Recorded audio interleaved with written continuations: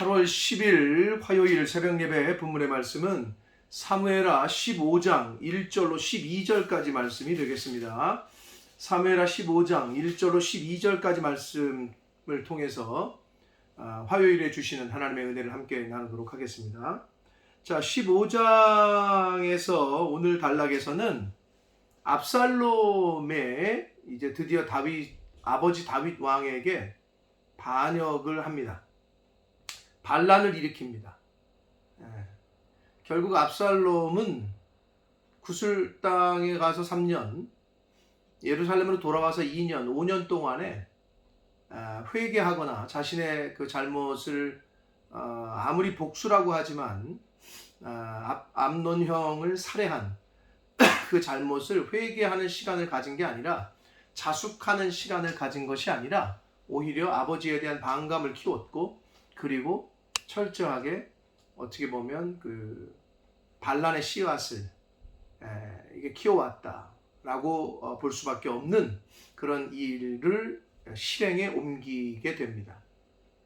물론 크게 보자면 다윗 왕의 그 죄, 밧세바를 범하고 남편인 우리아를 죽이고 한 아주 그 파렴치한 하나님 보시기에 악을 행한 그 결과로, 그 죄의 징계로 결국은 다윗의 가문, 다윗의 집안이 어떻게 보면 자녀들 사이에서 풍지박산이 나고 있습니다.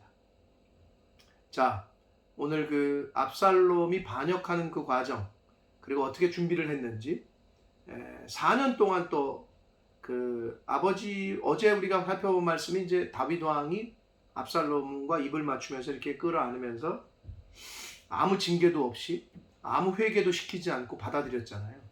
그러니까 다윗 왕은 어떻게 보면은 그 자녀들 문제에 있어서 철저하게 그 잘못된 선택을 하고 있어요. 결국 죄로 인해서 그 자신의 죄로 인한 영적인 그 둔감함, 영적인 그 민감함이 떨어진 상태에서 계속해서 잘못된 판단, 암논을 그랬죠, 압살롬 그랬죠. 그래서 결국은 아들이 반역을 들고 다윗 왕은 광야로 쫓겨나가는 그런 신세가 되게 되는데, 그렇게 아버지가 아무 그 회개와 징계 없이 받아들이고 난 이후에 4년 정도를 더 치밀하게 준비를 합니다. 이 반란을. 그러니까 압살롬이 아주 치밀한 사람이었고, 회개는커녕 오히려 아버지에 대한 그 반항심, 그리고 그 반란, 쿠데타를 일으키게 됩니다. 자, 15장 1절부터 한 절씩 보시면서 오늘 말씀 가운데 주시는, 저희들에게 주시는 내가 깨달아야 될 것이 무엇인지를 잘 받을 수 있도록 마음을 열고 귀를 여셔서 함께 하나님 말씀을 듣도록 하겠습니다. 1절입니다. 그 후에 압살롬을 다윗이 아무 징계나 회개하는 절차 없이 어떻게 보면 받아들인 그 후에 압살롬이 자기를 위하여 병거와 말들을 준비하고 호위병 50명을 그 앞에 세우니라. 이제 왕자로서의 권한과 그 지위가 회복되고 나서 이렇게 권위를 좀 보여주기 위해서 말들과 호위병 50명을 앞세우면서 이제 활동을 하는 거예요.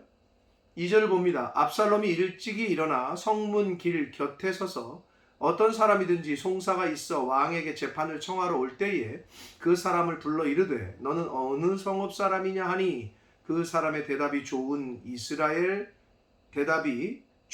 이스라엘 아무 지파에 속하였나이다 하면이라고 되어 있어요. 무슨 말이냐면, 그러니까 지방에서 그 왕궁으로, 수도로 이제 예루살렘 성으로 올라와서 성문에서 이제 상소도 하고 왕에게 신원하고, 그럼 이제 재판관이 거기서 듣고 왕에게 올릴 건 올리고 거기서 판단할 건 판단하고 이러는 곳이 성문인데, 그 압살롬은 재판관이 아니에요, 공식적인. 그러나 이제 왕자의 지위로 그렇게 이제 그곳에 서서 지나가는 사람들을 그렇게 어떻게 보면 하나하나씩 물어본 거죠.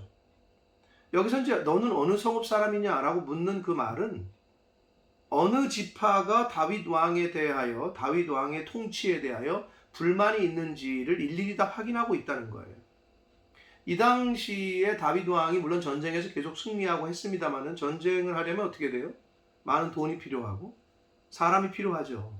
그러면 이제 군인들을 징집하고 세금을 걷고, 그러면 아무리 전쟁에 나가서 승리하더라도 죽는 사람이 있었을 거고 힘든데 세금을 내는 사람, 그러면 이제 정권에 대하여 다윗 왕의 통치에 대해 불만을 갖는 사람들도 분명히 있었을 거란 얘기죠. 그런 거를 이 압살롬은 하나하나 다 지금 점검하고 있는 거예요. 어느 지파냐고 왜 묻냐는 거는 12지파 중에 어느 지파가 다윗 왕에 대한 반감을 더 세게 갖고 있는지 이런 거를 파악하고 있는 거죠. 치밀합니다. 아주 주도 면밀하게 준비를 하고 있어요. 3절을 봅니다. 압살롬이 그에게 이르기를, 보라, 내 일이 옳고 바르다마는, 이제 칭찬을 해주는 거죠. 그 사람, 내 송사를 들을 사람을 왕께서 세우지 아니하셨다. 다윗 왕에 대한 반감을 조성하는 거예요. 다윗 왕이 네 얘기 들어줄 사람을 세우지 않았다. 그러면서 4절, 또 압살롬이 이르기를, 내가 이 땅에서 재판관이 되고 누구든지 송사나 재판할 일이 있어 내게로 오는 자에게 내가 정의 베풀기를 원한다. 내가 너희들 말을 잘 들어줄 수 있고 정의대로 내가 판단할 수 있는데 참 안타깝다. 근데 너는 지금 네 얘기를 들어줄 재판관을 왕이 세우질 않았다. 다윗 왕에 대한 반감과 자신에 대한 어떤 의지를 피력하고 있어요. 그러면서 그 얘기를 듣자 사람이 가까이 와서 그에게 절하려고 하면 압살롬이 손을 펴서 그 사람을 붙들고 그에게 입을 맞추니, 그랬어요. 왕자니까 당연히 자기 마음을 또 얘기를 들어주고 마음을 알아주니까 절을 하려고 했더니 딱 붙잡아서 이렇게 세워서 안아주고 그 당시 인사법으로 입을 맞췄다고 했는데, 이 입을 맞추는, 이렇게 볼에다가 이렇게 뽀뽀하는 이거는 가족이나 동료들에게 하는 행위예요. 특히 신분이 높은 사람이. 그런데 지금 이런 행위를 왕자가 일반 평민에게 하고 있다는 거예요. 왜? 마음을 얻으려고. 그러니까 그 사람 입장에서는 왕자가 그러니까 얼마나 감개무량하겠어요. 그렇죠? 응? 완전히 이 사람을 따라야 되겠다라는 그 마음이 들겠죠. 그러니까 그렇게 행동을 한 거예요. 마음을 얻으려고. 6절을 봅니다. 이스라엘 무리 중에 왕께 재판을 청하러 오는 자들마다 압살롬의 행함이 이와 같아서, 다 그렇게 한 거예요. 한 사람씩. 오랜 시간. 그래서 성경은 이렇게 얘기합니다. 이스라엘 사람의 마음을 압살롬이 훔쳤다라고 말해요. 부정적으로 얘기하고 있는 거죠. 이스라엘 사람들의, 백성들의 민심을 호도한 거죠. 이 압살롬이 훔쳤다라고 말하고 있습니다. 아주 철저하게 준비를 잘하고 민심을 파악하고 동향을 파악한 거예요. 자, 이제 이걸 실행으로 옮기게 되는 장면이 이제 7절부터 나옵니다. 7절입니다. 4년 만에, 다윗 왕이 압살롬을 받아들인 지 4년 만에 압살롬이 왕에게 말합니다. 다윗 왕에게, 내가 여호와께 서원한 것이 있습니다. 청하건대 내가 헤브론에 가서 그 서원을 이루게 해달라. 그러면서 말하기를, 8절, 당신의 종이 아람 구술에 있을 때, 자기가 구술 땅에 있을 때에 서원하기를, 하나님, 만일 하나님께서 나를 예루살렘으로 돌아가게 해주시면 내가 하나님께 제사드리고 예배드리겠습니다 라고 서원했다는, 맹세했다는 거예요. 그러니까 다윗 왕 입장에서는 하나님께 그런 맹세를 했구나, 네가 예배드리기로 했구나, 그럼 가서 예배드려야지 라고 이제 허락을 하는데, 9절, 왕이 그에게 이르되 평안히 가라 하니 그가 일어나 헤브론으로 갔다. 자, 그런데 왜 헤브론이냐는 거죠. 자, 헤브론이 어떤 곳입니까? 헤브론은 먼저 압살롬이 태어난 곳입니다. 그래서 압살롬이 헤브론을 택했다? 그건 좀 떨어져, 이유가. 두 번째 이유는 헤브론은 다윗 왕이 유다의 왕으로 등극해서 왕으로 세움을 받아서 7년 반 동안 통치한 곳이 헤브론입니다. 굉장히 상징적이죠. 자, 그리고 왜 헤브론이냐라고 우리가 추측해 볼 때, 헤브론이 남유다의 그 왕도로서, 다윗 왕이 거기서 어떻게 보면 수도로서, 왕도로서 거기서 치리하다가 이 왕도를, 수도를 예루살렘으로 옮겨버리잖아요. 그럼 헤브론에 있는 사람들 입장에서는 어때요? 기분이 안 좋을 수 있죠. 그러니까 그곳에 가서 반기를 들려고 그곳으로 정하게 된 거예요. 철저한 계산이 있었습니다. 자, 그래서 헤브론으로 갑니다. 10절을 봅니다. 이에 압살롬이 정탐을 이스라엘 모든 지파 가운데 두루 보내 말하기를, 이제 밀사를 보낸 거예요. 밀사들을 보내요. 준비를 다 했겠죠. 각 지파, 어느 지파가 더 저거 하고 어느 지파가 뭐 이런 다 이제 민심을 파악한 후에 12지파의 사람을 보내서 너희는 나팔 소리를 듣거든, 나팔을 불면 곧 말하라는 거예요. 그 지역에다가, 지역 사람들에게 압살롬이 헤브론에서 왕이 되었다라고 선포를 하라는 거예요.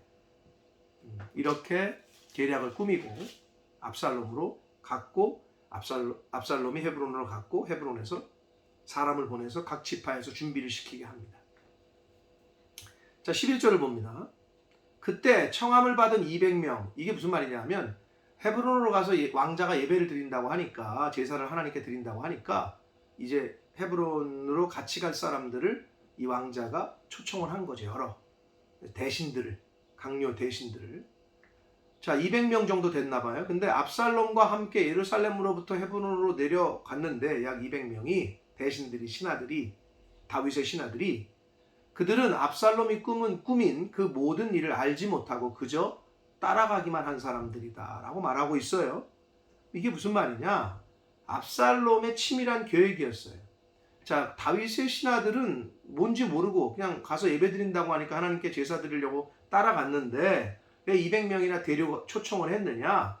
거기서 반란을 선포를 할 때에 그 대신들이 거기 함께 한 200명이 있는 걸 보면, 함께 그 동조를 했건 안 했건 백성들이 볼 때는, 아, 지금 압살롬의 세력이, 이 반란이 저렇게 힘을 받고 있구나 라는 상징적인 모습을 보일 수 있잖아요. 그러니까 압살롬이 아주 준비를 잘한 거죠. 그래서 그 사람들을 어떻게 보면 이용한 거죠. 다윗의 신하들을. 12절 봅니다. 제사 드릴 때에 압살롬이 사람을 보내 다윗의 모사 길로 사람 아히도벨을 그의 성읍 길로에서 청하여 왔다. 반역하는 일이 커짐에 압살롬에게 돌아오는 백성이 많아졌다라고 성경은 말합니다. 자, 스스로 왕을 선포하고 다윗의 신하들도 그 자리에 있는 상황에서 자기가 왕됨을 선포하고, 그리고 이제 12절에는 다윗의 모사, 즉 다윗 왕을 돕는 이 모사인, 지혜 책략가인 아히도벨을 포섭을 해서 벌써 자기 사람으로 넘어오게 했다는 건데, 이 아히도벨이 그럼 누구냐? 다윗의 책사하면 다윗 쪽에 붙었던 사람인데 어떻게 이렇게 배신할 수 있었느냐? 그 이유는 아히도벨은 밧세바의 할아버지입니다. 밧세바를 범했잖아요, 다윗이. 그래서 남편을 죽였잖아요, 우리의 장군을. 그런데 그럼 왜 조부, 할아버지를 최측근에 등용했느냐? 뭐 능력도 있었겠지만 밧세바를 위로하는 차원에서 그랬을 수도 있고.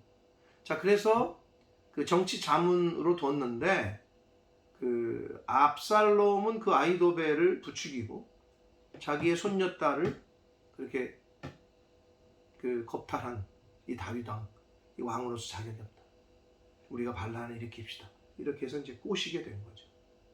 부추겨서 아히도벨을 포섭을 합니다. 자, 그러니 백성들이 볼 때에는, 아, 이제 압살롬이 진정한 우리의 왕이다, 이런 생각을 가질 수 있겠죠. 그러니까 점점 더 많은 사람이 압살롬의 그 편에 압살롬을 따르게 됐다라고 성경은 말합니다.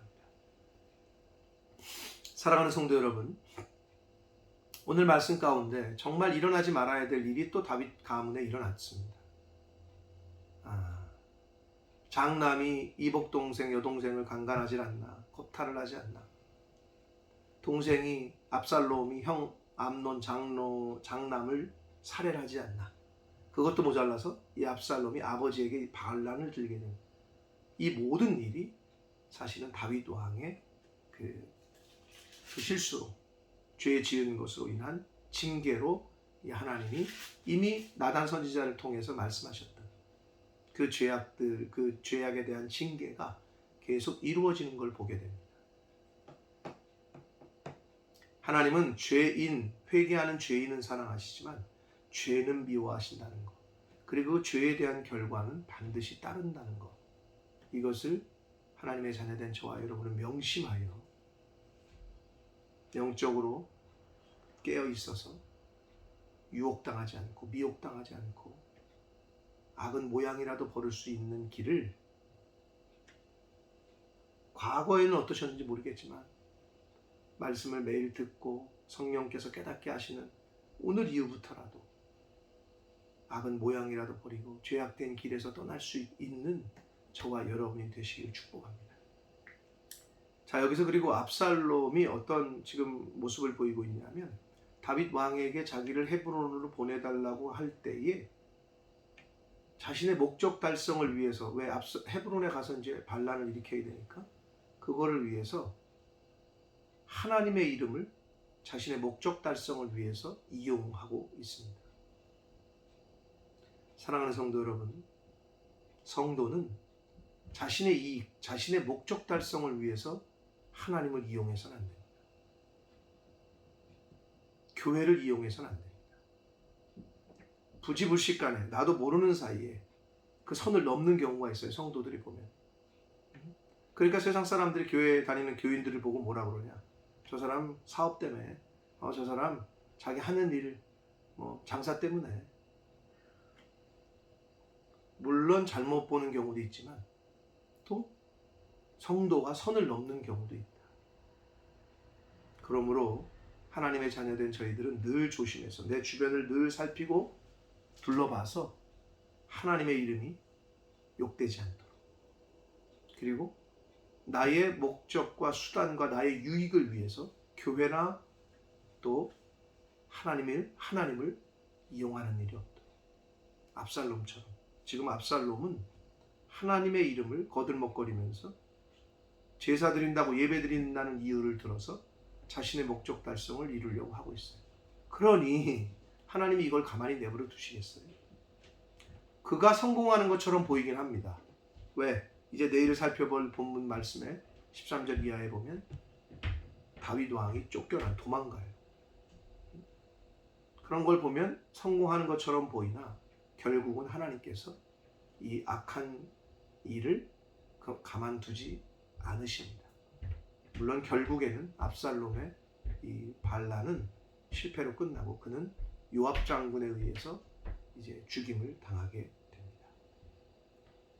사랑하는 성도 여러분, 이 압살롬이 치밀하게 계획을 하고 있는 것은 자신의 목적을 위해서 여러 가지 민심도 이용하고 또 자신의 목적 달성을 위해서 하나님도 이용하고 있는 그런 모습을 보게 됩니다.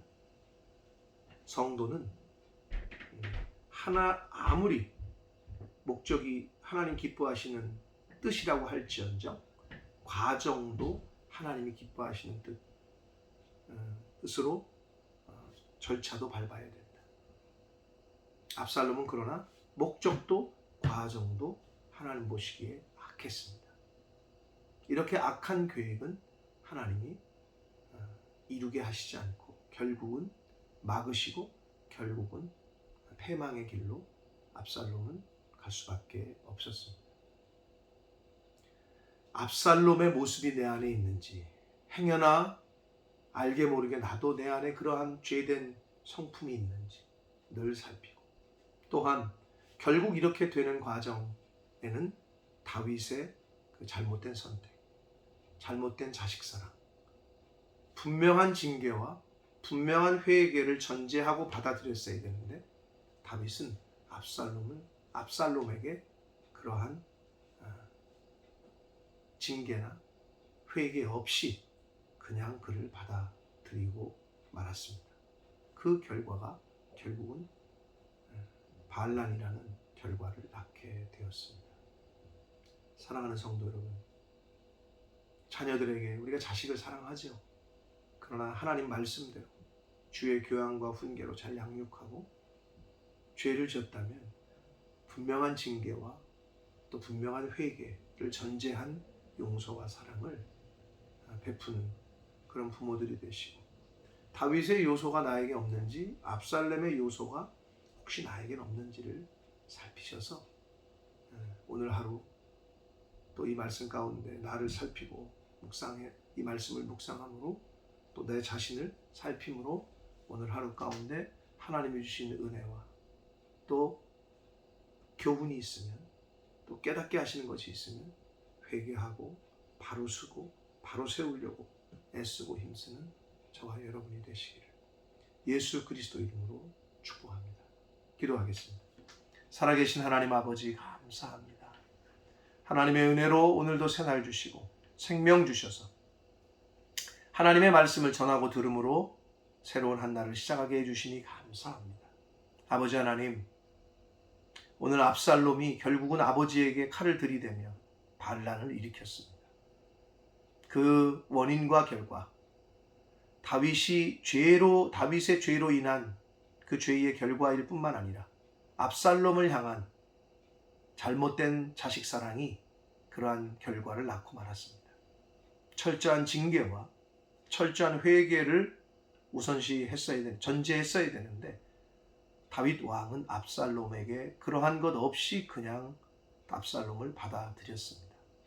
아버지, 저희들에게 허락하신 자녀들을 하나님의 기업을 저희가 이 땅에서 기르고 양육할 때에 하나님 말씀대로 주의 교양과 훈계로 양육하게 하시고 징계할 죄를 졌으면 징계케 하시고 초다를 맞아야 되면 초다를 치게 하시되 철저한 회개가 있은 후에 용서하고 받아들일 수 있는 부모된 저희들 되게 하여 주옵소서. 또한 압살롬의 그러한 악한 마음과 계획이 저희들의 삶 가운데서도 혹시 내 속에는 그런 마음과 그러한 악한 계획이 있는지를 살펴서 아버지, 그러한 죄악된 모습은 뽑아버리고 끊어버리고 내 안에서 절대 자리 잡지 못하도록 뿌리 내리지 못하도록 뿌리 뽑고 죽일 수 있도록 그러한 신앙생활을 하는 하나님의 자녀된 저희들 모두가 되게 하여 주옵소서. 압살롬이 자신의 목적 달성을 위하여 하나님을 이용하고 하나님의 이름을 거들먹거린 것처럼 행여나 저희들 가운데 교회를 다니면서 나의 수단, 나의 이익을 위하여, 목적을 위하여 교회를 이용하거나 성도를 이용하거나 하나님의 이름을 이용하는 그런 행동은 하지 않았는지 아버지 나를 살피게 하시고 있다면 철저하게 회개하게 하시고 그러한 모습이 저희들 가운데는 나타나지 않는 삶을 살아가도록 주님 은혜 내려 주옵소서. 예수 그리스도 이름으로 축복하며 기도 올리옵나이다. 아멘.